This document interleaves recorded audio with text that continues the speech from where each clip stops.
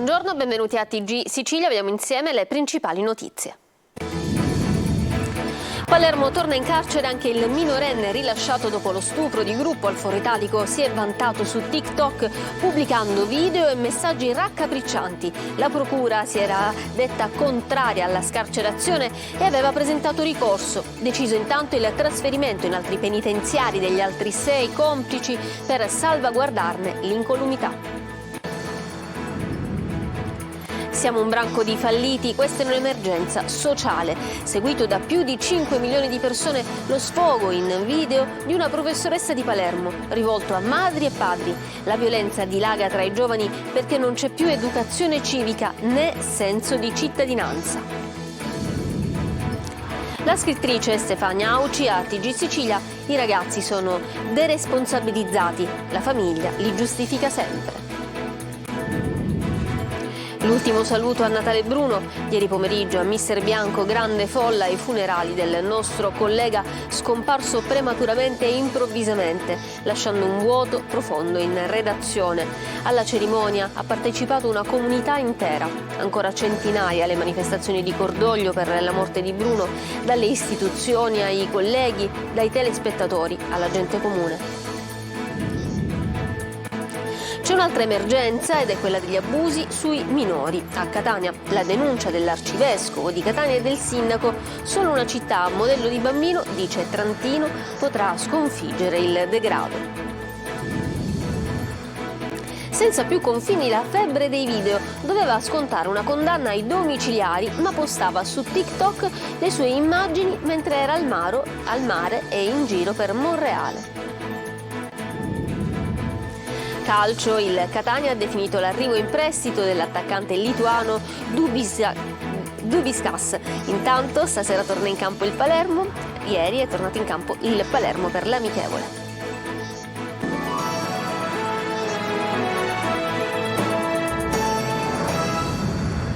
Bentrovati, Palermo torna in carcere anche il minorenne rilasciato dopo lo stupro di gruppo al Foro Italico. Il GIP aveva parlato di una rivisitazione critica dell'accaduto da parte del giovane, ma la procura si era detta opposta alla scarcerazione. Dall'esame del suo cellulare gli investigatori hanno scoperto che, violando il divieto, si vantava su TikTok di aver ricevuto messaggi e proposte da parte di ammiratrici.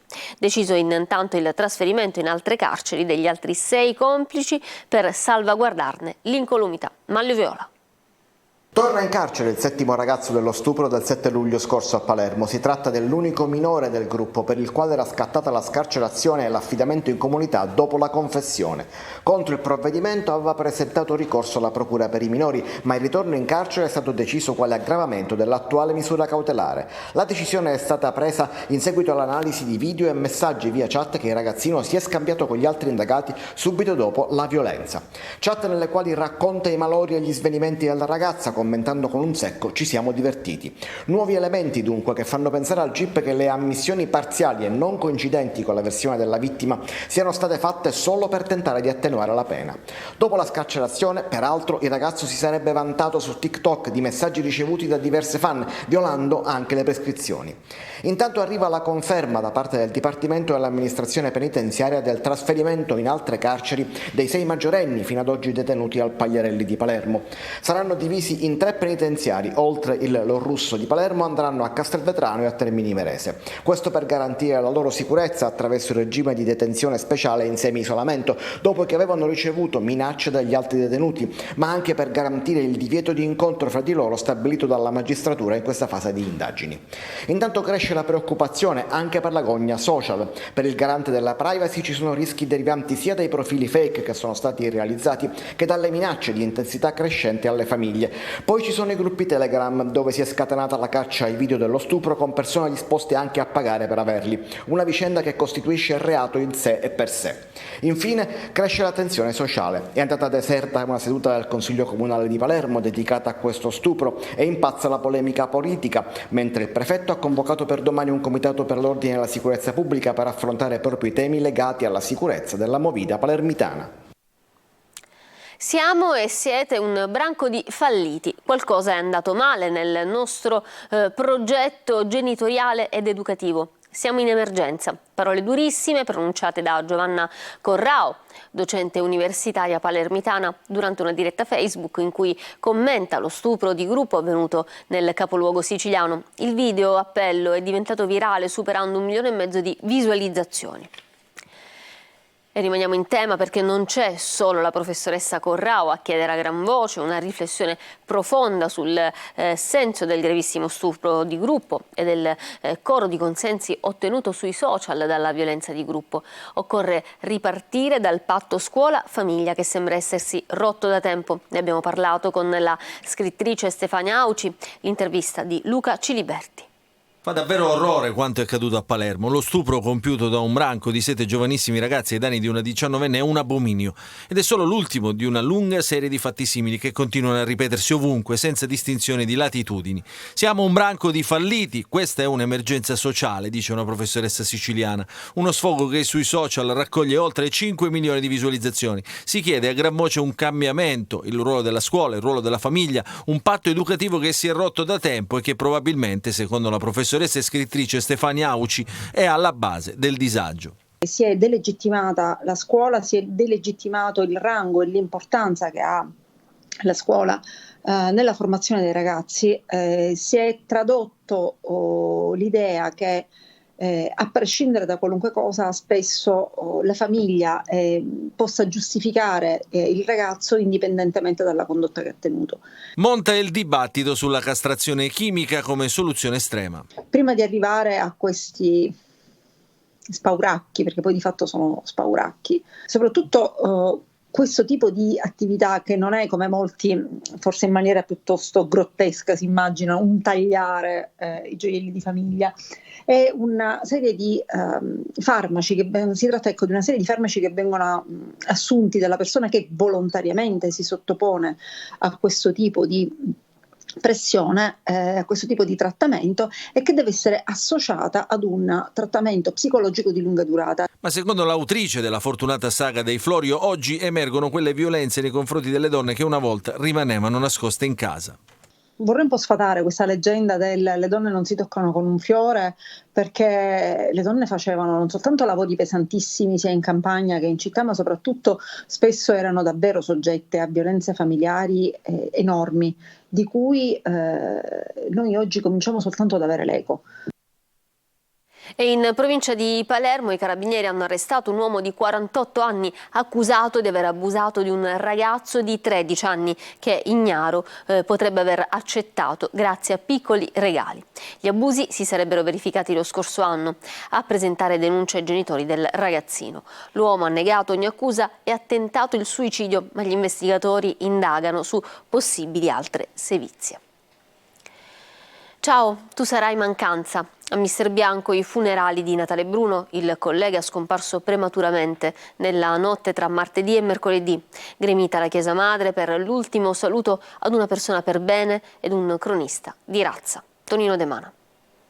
Nella sua Mister Bianco, epicentro di un terremoto che ha sconquassato gli animi per la sua prematura scomparsa, giunta improvvisamente a soli 59 anni, Natale Bruno ha unito tutti. Familiari, in testa la coraggiosa mamma Teresa e al suo fianco l'inseparabile Santa. Istituzioni, rappresentanti delle forze dell'ordine, colleghi, amici e tanta gente comune che gli hanno tributato l'ultimo saluto nella Chiesa Madre. Sulla bara tanti fiori, una foto ed un microfono, uno degli strumenti del mestiere di noi giornalisti. In oltre 30 anni di onorata carriera spesa tra TV, la sua telecolor e carta stampata, Natale aveva intrecciato rapporti con centinaia di persone. Ha raccontato con dovizia di particolari fatti di cronaca di mezza Sicilia. Si è ritrovato nel bel mezzo di una scossa di terremoto in diretta mentre conduceva il telegiornale. Lui, impassibile, è andato avanti. E non erano impassibili, invece, i tanti presenti che hanno voluto stringersi attorno per l'ultimo saluto. Alcuni hanno voluto ricordarlo con una testimonianza, come i colleghi Francesco Lamiani e Roberta Lunghi, entrambi assaliti dalla commozione. Sarà mancanza per chi ha scoperto nel tempo, anche per me, ve lo confesso. Prima un pianto di corpo, quando ti rumino, e poi pian piano amando, scoprendo il lato nobile che c'è per la tua relazione tutta. Ci riventi che non potrai più litigare con lui, perché sarà davvero durissima. Tu sarai mancanza, ma noi verremo tutto, dove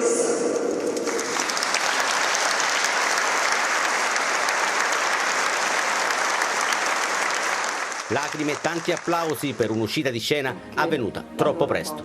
Ciao Natale, la tua redazione. Sono presa un video che avevamo. E sono stati numerosissimi e continui i messaggi di cordoglio di telespettatori, gente comune e non solo, per la scomparsa di Natale Bruno. Marco Carli. È ancora il tempo del cordoglio che si mischia alla grande tristezza e all'incredulità per la scomparsa del collega, del nostro Natale Bruno. Dopo il ricordo e i numerosissimi messaggi delle istituzioni, dal presidente della regione Schifani, per esempio, al sindaco di Catania Trantino, dopo le parole del mondo della politica, del lavoro, di chi ha avuto a che fare con lui, oggi è toccata ai quotidiani dare il senso della perdita per il giornalismo e non solo. Diplomatico mai, credibile e leale sempre, titola La Sicilia nell'articolo di Francesca Aglieri Rinella sulla improvvisa scomparsa di Natale. Definito, si legge, giornalista di strada, che nell'ambiente non è un'offesa ma un complimento. Pochi aggettivi, zero fronzoli, tanta sostanza e una montagna di notizie. Natale Bruno, si legge ancora, è stato un cronista di razza ma non ha mai dimenticato di essere un uomo.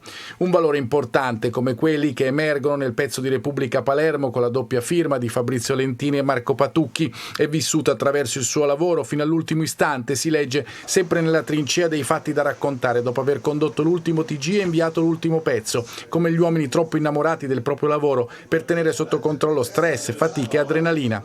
E poi ci sono i telespettatori e i lettori, quelli che l'hanno sempre seguito e che soffrono insieme alla sua famiglia e ai suoi cari in questi giorni di dolore. Moltissimi gli attestati di stima nei confronti di Natale che il pubblico ha indirizzato alla nostra redazione. Ne abbiamo scelto uno di Silvia, vittima di stalking, che aveva deciso di raccontare la sua storia proprio a Natale. Perché, scrive lei stessa, lui ha messo sempre davanti il lato umano rispetto a quello professionale. Dopo l'intervista, si legge nella mail, ricordo ancora che mi scrisse il numero di telefono di un'avvocatessa penalista molto brava di sua conoscenza e anche l'indirizzo di un'associazione antiviolenza. E anche grazie a lui se ne sono uscita, conclude la donna. Un omaggio al giornalista e appunto all'uomo. Anche la violenza sui minori è un'emergenza sociale. Le analisi e le ricette del sindaco Trantino e dell'arcivescovo Renna, intervenuti a Catania nel corso della campagna di sensibilizzazione Invisibile agli occhi, organizzata a conclusione delle celebrazioni di Sant'Agata. C'è un'altra emergenza ed è quella degli abusi sui minori. Per il sindaco di Catania Enrico Trantino, intervenuto assieme all'arcivescovo Renna alla campagna di sensibilizzazione Invisibile agli occhi. Ma siamo tutti innocenti? Si chiede provocatoriamente il sindaco. Mi si consente anche una provocazione di natura culturale, ma siamo tutti innocenti qua dentro. Nel senso che l'abuso può essere anche quello più latente, quello più nascosto, può essere quello che noi genitori commettiamo senza rendercene conto. Nel momento in cui non vigiliamo, nel momento in cui consentiamo che i nostri figli trascorrano il loro tempo su questi telefonini, su queste maledette macchine, da un lato del progresso ma dall'altro del timore di involuzione sociale, corriamo anche il rischio che questi bambini nascano, o meglio crescano, secondo dei parametri, secondo dei messaggi distorti che possono condizionare la loro crescita. Solo una città modello di bambino potrà sconfiggere il degrado, dice Trantino. Che il degrado sarà sconfitto dai nostri bambini di oggi, perché sono i migliori veicoli, sono quelli che più desiderano guardare a una città pulita, sono quelli che più anelano a una condizione di favore in cui possa prosperare la società. E allora la città modello di bambino. La Chiesa, dal canto suo, è impegnata nel sostegno ai più fragili. La Chiesa ha messo in atto da alcuni anni in ogni diocesi il servizio di tutela per i minori, che vuole prevenire e ascoltare tutte le persone che vogliono denunciare delle situazioni in cui sono stati dei religiosi, dei sacerdoti ad abusare. Bisogna parlarne di più perché la gente abbia la forza di denunciare e di prendere le distanze da comportamenti verso i quali tante volte si sente quasi psicologicamente colpevolizzata, ma piuttosto i colpevoli sono altri. Doveva essere in casa agli arresti domiciliari con il braccialetto elettronico, in realtà era in spiaggia a prendere il sole e condivideva su TikTok le sue giornate al mare e le passeggiate in centro a Palermo, a bordo di un motociclo e in un parco acquatico. L'evasione non è sfuggita ai carabinieri di Monreale, che hanno trasferito in carcere un 44enne di Monreale, appunto, che stava scontando gli arresti domiciliari per una condanna per estorsione, resistenza pubblica pubblico ufficiale e danneggiamento. Agè la svolta sulla rissa che nelle scorse settimane si era scatenata in via Cascino nei pressi di una rivendita di generi alimentari. Sono 6 gli arrestati e tra i reati contestati c'è anche quello del tentato omicidio. Gli investigatori hanno ricostruito la dinamica dei fatti in pochissimo tempo. Fondamentali, ha detto la procuratrice Musti, le telecamere di sorveglianza. Gerri Italia. Prima una scazzottata a inizio giugno tra le viuzze del quartiere San Giacomo, dove vive gran parte della comunità romena, poi la rivalsa in via Cascino con tanto di raid punitivo lo scorso 12 agosto. C'è questo dietro alla maxi rissa fatta scattare da 6 cittadini romeni ora sottoposti a misura cautelare. 2 in carcere, 3 domiciliari e un obbligo di presentazione. Gli autori del raid vivono tutti in città e la violenza sarebbe maturata per ragioni sentimentali. Abbiamo rilevato un'aggressività, un'efferatezza, una spregiudicatezza elevatissima che ha consentito alla Procura di Gela e all'organo investigativo, quindi al commissariato, peraltro nella doppia articolazione dell'Ufficio Controllo del Territorio, cioè le volanti e la Polizia Giudiziaria, appunto di contestare il tentato omicidio. Le immagini della videosorveglianza hanno permesso di ricostruire l'intera dinamica dei fatti. L'obiettivo vero e proprio della spedizione punitiva, un altro cittadino romeno, è stato colpito ripetutamente con calci e bastoni. Sono spuntate anche le bottiglie di vetro collocate in un cesto per la raccolta rifiuti, armi improvvisate usate con la massima ferocia contro le vittime per vendicare il precedente alterco di inizio giugno. Un fatto gravissimo, ha ribadito il procuratore Lucia Musti, che ha spinto per la contestazione di tentato omicidio, poi accolta dal GIP. In questo caso preziosissime sono state le telecamere, perché ci hanno consentito, a fronte di un reato veramente complicato qual è la rissa, di poter ricostruire l'evento e soprattutto di attribuire ai singoli le penali responsabilità, laddove è emersa una ferocia inaudita nei confronti di uno dei corrissanti, il quale, nonostante abbia riportato lesioni guaribili in 8 giorni, comunque ha rischiato la vita.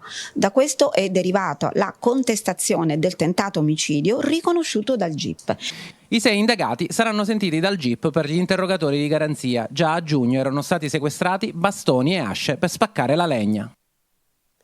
Arrivati a Favignana, a bordo della nave da ricerca Hercules, 2 rostri in bronzo, li vedete, recuperati su un fondale di 80 metri nel sito della battaglia delle Egadi del 241 a.C. Pensate, saranno esposti all'interno dell'ex stabilimento Florio, in cui sono già in mostra 15 elmi, armi e un centinaio di monete di bronzo e d'argento. Le ricerche nelle Egadi proseguiranno per decenni, perché il sito è enorme, afferma Mario Arena, coordinatore della Società per la documentazione dei siti sommersi. La battaglia è stata di dimensioni immani, sono affondate un centinaio di navi da guerra, sono morti 20.000 guerrieri, sono finiti in fondo al mare con tutti i loro averi, le loro armi, e quindi potremo recuperare ancora molti reperti. Lo ha detto appunto Mario Arena, che è il coordinatore della Società per la documentazione dei siti sommersi. E noi con queste immagini ci fermiamo, una breve pausa e poi torniamo tra poco con lo sport e il calcio.